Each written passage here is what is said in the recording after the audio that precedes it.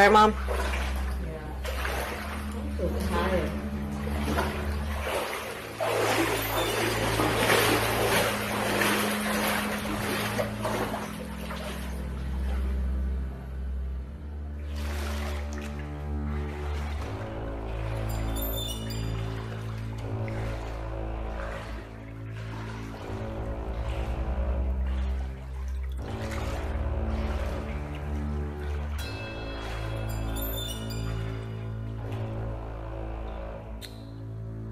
Yeah, this sucks.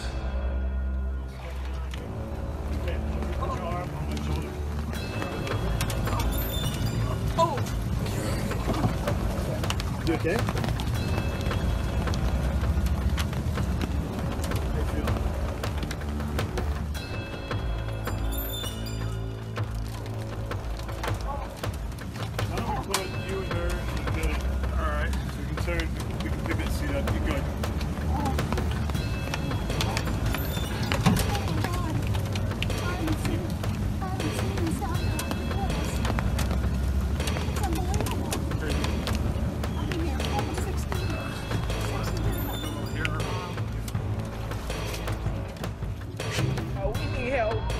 Right now, they got a whole family out there in the water, and people is drowning. As the waters continue to rise all around them, Aisha Nelson and her children were desperately waiting to be rescued in Houston. No, please help us.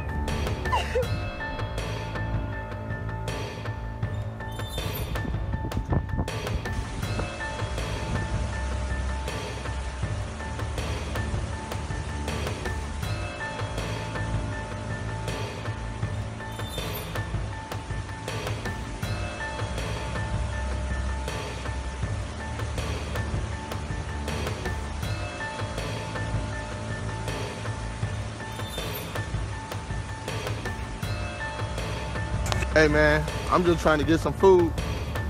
I had grooves last night, man. This is Southmore right here in 3rd Ward. This is the freeway. This is the freeway. This is 288. This is the exit. This is 288. This is the freeway. Wow. Almost 16 foot. It's crazy. Come on now. After I grab this food, man, I'm gonna be stuck. I can't even get back to the house, man. Me and that boy Spider, we stuck out here. Man, y'all was staying in the portal, man. Look at this here. This truck can't even get through.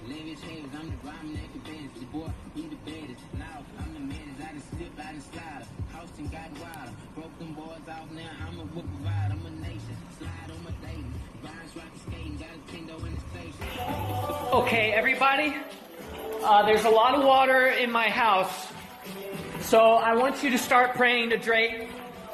He is the sixth God, okay? Tell the sixth God to come save me, okay? Drizzy, if you can help me, please help me, okay? I'm in Southwest Houston, okay? I'm one of the realest to ever do it, okay? Just save me, please. Look at this water, okay? I don't need this right now. I'm way too bougie for it, okay? Está acá atrás.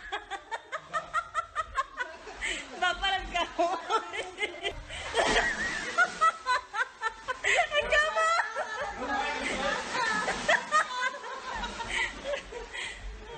Acá. Sácalo. Está en la esquina. Ahí va. Ya lo. Oh my God! Girl, what the hell? I'm done. This truck. All right, this is Highway 288 and Old Spanish Trail. Man, that shit crazy. Tropical Storm Harvey making its mark.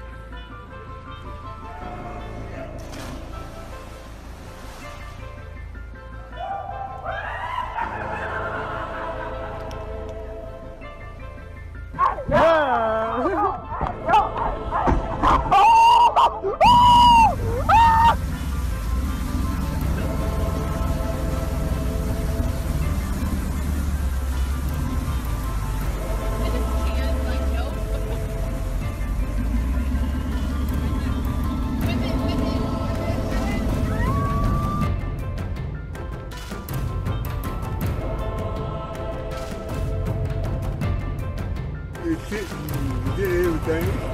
Yeah, I got it where it ain't going nowhere. Both sitting right here for a minute. I wanted to go there, to go to that.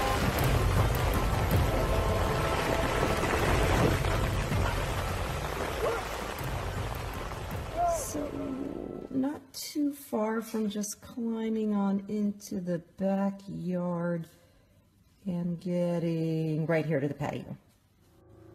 So here's the gator moving along. You can see him just kind of taking his time. He's inside of the fence again. I'm going to show you.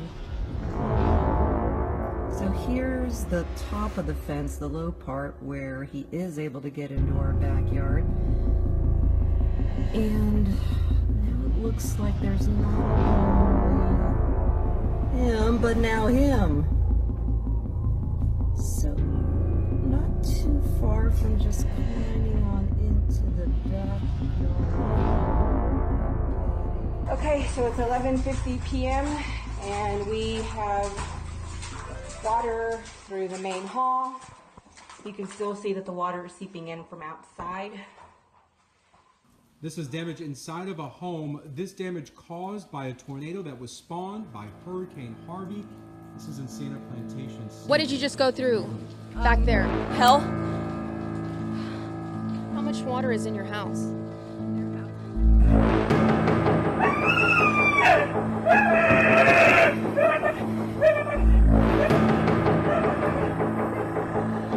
It's okay, baby. Hold on. Someone's coming. Someone's coming, baby. Hold on. Let me see if I can go around. What happened, baby? Come on. You gotta follow me. Can you swim a little bit? Il y a beaucoup d'habitants de Houston qui sont en train de aller au travail. Et aujourd'hui, c'est une rivière.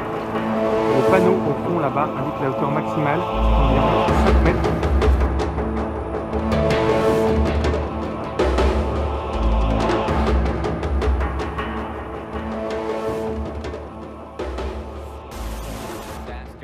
Texas, the nation's fourth largest city, Houston, brought to its knees by historic flooding. The images of destruction and dislocation are horrifying, but the massive rescue effort, neighbor helping neighbor, is inspiring. Here's ABC News Chief National Correspondent Tom Yamas. Oh, we need help. We need help right now. They got a whole family out there in the water, and people is drowning. As the waters continued to rise all around them, Aisha Nelson and her children were desperately waiting to be rescued in Houston. No, please help us. They were just one of thousands of families in desperate need of aid. We don't have no food. I haven't ate in 2 days. No water. We will show you Aisha and her family's dramatic rescue coming up. Their story of survival, now one of hundreds, in the wake of the strongest hurricane to hit Texas in more than 50 years. It's too early to tell the full scope of the devastation, but what is clear is that Houston will never be the same. There is a reality that we have to come to grips with, and that is we are just beginning the process of responding to this storm. The landmark hurricane swept through southeastern Texas, hitting the coast as a Category 4 early Saturday morning. Its winds tearing down power lines and peeling off rooftops. Then, as the storm weakened, it began to settle over the area. And on Sunday, a new threat emerged: catastrophic flooding. So far, at least 6 people have died. And now fears growing that the death toll will rise in the nation's 4th largest city. The National Weather Service predicting that some areas here could see more than 50 inches of rain. Pull her up! Try to pull her up! Families fighting to stay above water, floating on air mattresses, piling into canoes and rescue baskets. Some standing on rooftops, waiting for aid. Children wading through the waist-deep waters with the fire department. As of 9 a.m. this morning, more than 75,000 calls have been made to Houston's 911 system. It's a lake. Cars are stranded. We're not going to get out of here. Among those at risk, the most vulnerable, This heartbreaking image of a group of senior citizens trapped in an assisted living facility, the water up to their waists, some in wheelchairs. They were later rescued by helicopter and brought to a new location. The most important thing we have are our lives.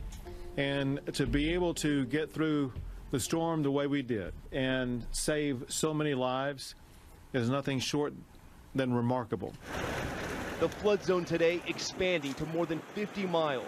Texas Governor Greg Abbott has activated all 12,000 members of the National Guard. And Coast Guard teams in the air and on the water have saved more than 2,000 people. Tomorrow, the president will head to Texas. We are 100% with you. We're praying for you. We're working closely with your leaders and officials. And I will be visiting the impact zone tomorrow to ensure that you're receiving full support and cooperation from the federal government. The response teams remain so overwhelmed that FEMA is calling for ordinary citizens to get involved in the rescue effort. While Hurricane Harvey may have beaten down buildings and homes, the one thing it didn't seem to topple was the human spirit. There's some older people that really need to get some medical attention, and we're trying to convince them that the best thing is to get them out.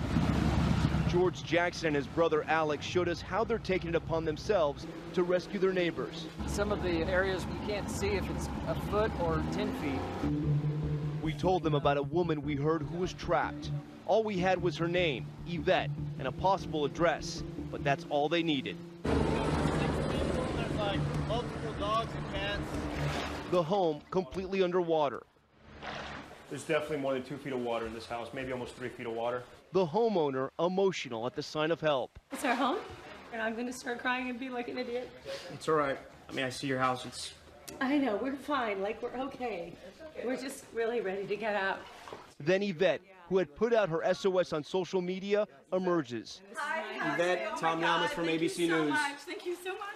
Both women telling us how quickly the water started building. It came in at 5:30, and before you know it, it's a foot, and it's 2 feet, and it envelops the house like you cannot imagine.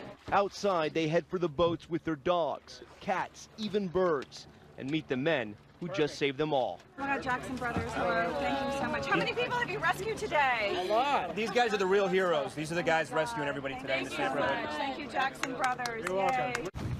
41-year-old Adam Brackman was also one of the many who answered the call to help. Hello. Hi. Hi. You want to go on a boat ride, Kate? Yeah. Can I pick you up and carry you? Yeah. Brackman drove as far as floodwaters would allow him. Say bye-bye to your house for a couple days. See you later, house. See you later, house. Teaming up with other local volunteers to rescue as many people as possible.